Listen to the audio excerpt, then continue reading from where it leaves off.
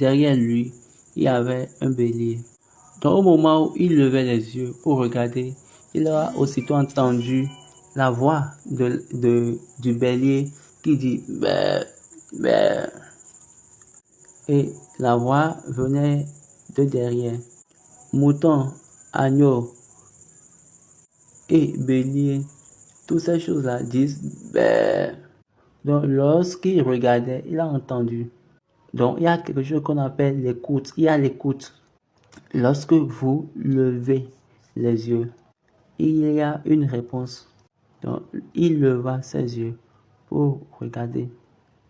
Et voici derrière lui, la voix du sacrifice est venue. Mais ok, c'est très facile à Dieu de mettre le bélier au devant de lui, mais il ne l'a pas fait. Parce que quand il va faire ainsi, ça va être un symbole continuel de désobéissance.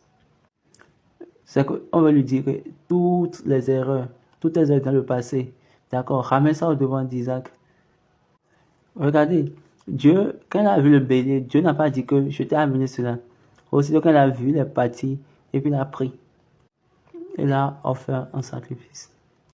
Vous savez que c'est au niveau de la circoncision que Abraham s'est donné totalement à Dieu. Donc, en ce moment-là, il est en train de préparer pour pouvoir ramener ces choses-là qu'il avait perdues. Les choses qu'il avait perdues dans sa vie. Donc, Dieu ne lui a pas dit d'aller prendre. Quand il a vu ça derrière, il était parti, il a pris et l'a offert. Il l'a offert du moins. Au moment de la circoncision, vous vous rappelez, Abraham s'est donné complètement à Dieu. Maintenant, en ce moment-ci, il s'est préparé pour pouvoir ramener toutes choses qu'il avait perdues dans sa vie.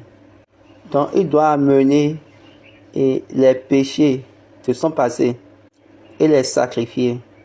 Ce n'est pour rien. Regardez ce que Jésus a fait.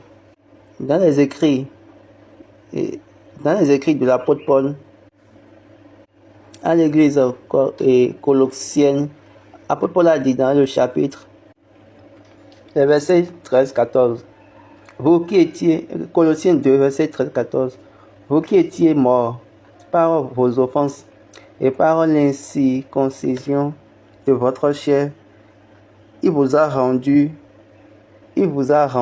à la vie avec lui, en faisant grâce pour toutes nos offenses.